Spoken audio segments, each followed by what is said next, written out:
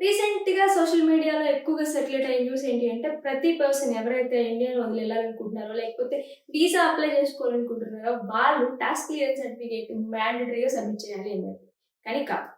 అందరూ గాదు. కొంతమంది compulsory task clearance certificate submit చేయాలి. ఎవరనేది చూద్దాం. ఎవరికైతే 10,00,000 అంతకంటే ఎక్కువ డిమాండ్ ఉంటుందో, టాక్స్ డిమాండ్ ఉంటుందో, వాళ్ళు మ్యాండేటరీ అంటే ప్రీవియస్ ఇయర్‌లో ఉండుంటుంది. వాళ్ళు మ్యాండేటరీగా టాక్స్ పే చేసే tax clearance certificate assessing officer నుంచి తెచ్చుకొని సబ్మిట్ చేయాల్సి ఉంటుంది. And next who are in default of loans కంటిన్యూస్‌గా ఈఎంఐస్ పే చేయకపోవడం వల్ల బ్యాంక్స్ వాళ్ళని డిఫాల్టర్‌గా మెన్షన్ చేస్తాయి. వాళ్ళు ఈ టాక్స్ క్లియరెన్స్ సర్టిఫికేట్ సబ్మిట్ చేయాలి.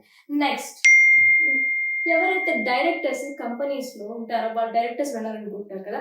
కంపెనీస్ ఒకవేళ మెర్జర్ కానీ, ఎక్విజిషన్ కానీ, క్లోజర్ కానీ, బైండప్ కానీ ఈ 4 ఇష్యూస్‌లో ఉంటే ఆ directors make sure that taxes అన్నీ క్లియర్ అయ్యాయి. According to the merger, acquisition and winding up, closing up of businesses.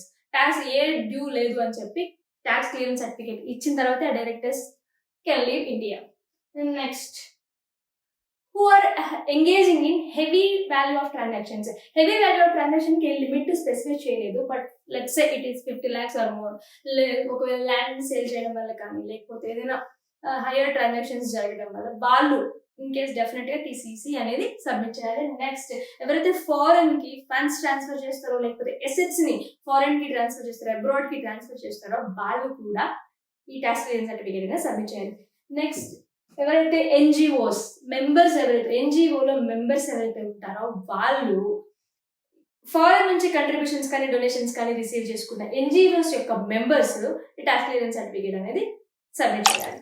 Next contractors, not workers. Contractors ఎవరైతే గవర్నమెంట్ కాంట్రాక్ట్స్ ఉంటాయో, గవర్నమెంట్ కాంట్రాక్ట్స్ లో ఎంగేజ్ అయి ఉన్న కాంట్రాక్టర్స్ కూడా ఈ టాక్స్ క్లియరెన్స్ సర్టిఫికేట్ అనేది సబ్మిట్ చేయాలి. ఇట్లా కొన్ని